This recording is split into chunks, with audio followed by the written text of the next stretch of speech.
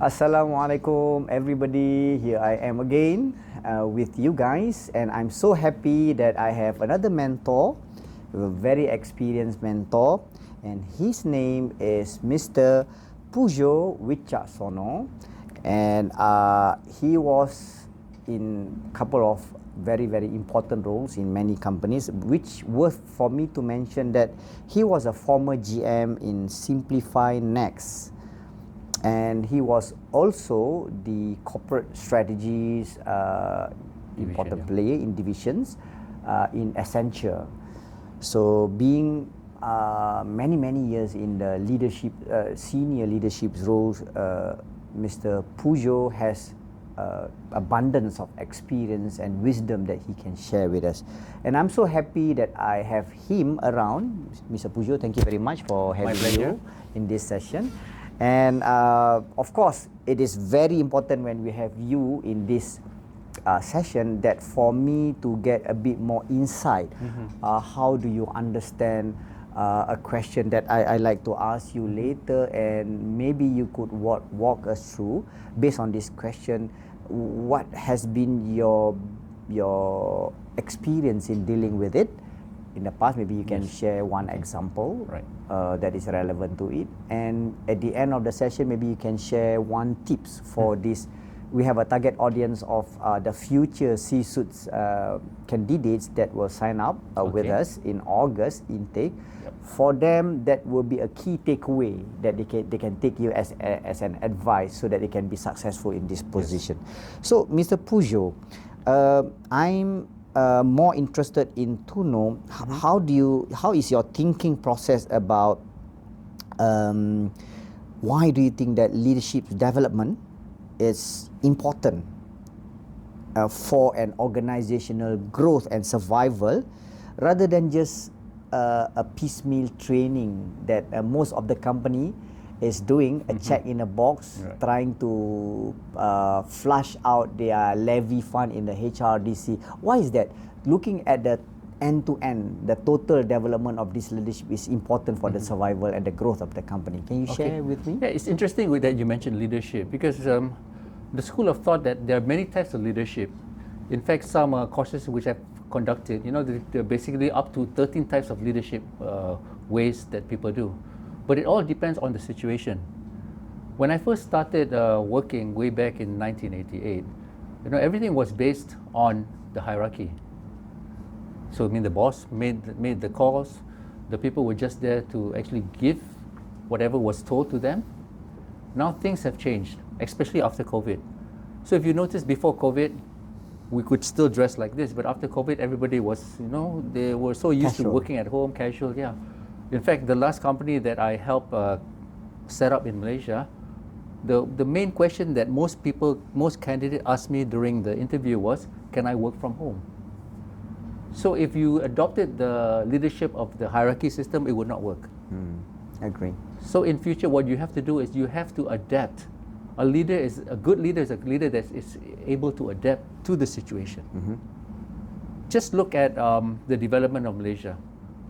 In the 1980s, 1990s, we're basing a lot on infrastructure. All the highways could not have been built had the company at that time, Renong, headed by a person by the name of Tan Sri Halim Saad, not been like a dictator type. He, being the MD, actually went to all the sites to make sure that everything was done on time.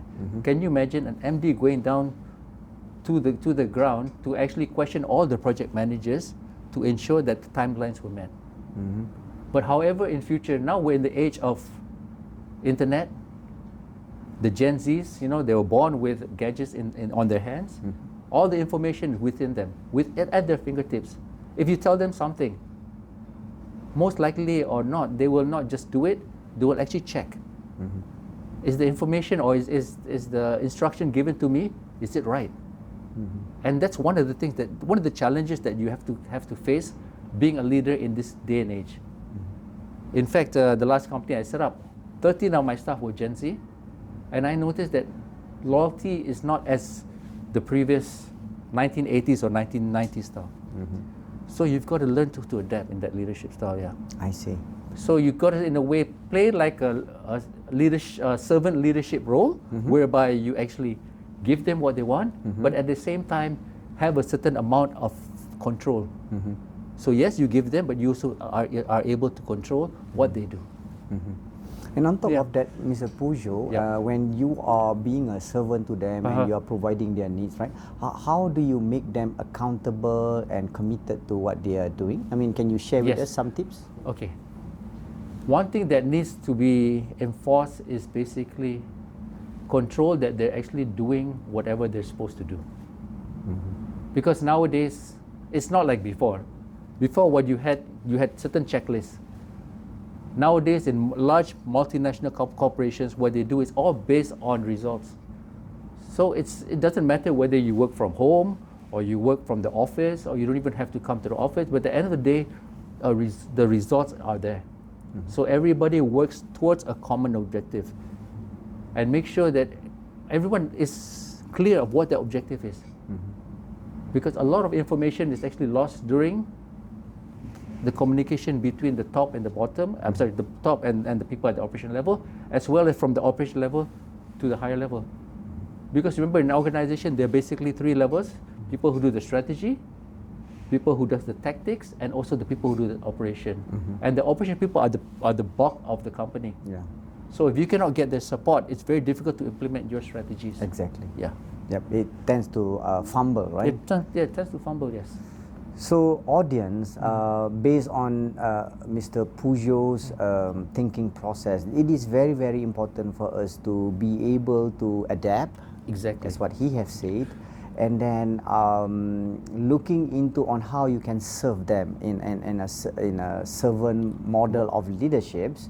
With control, of course. With control, of course, with control, and so that you want them to be able to take some kind of a responsibility and be accountable of what they do. Accountable, yes.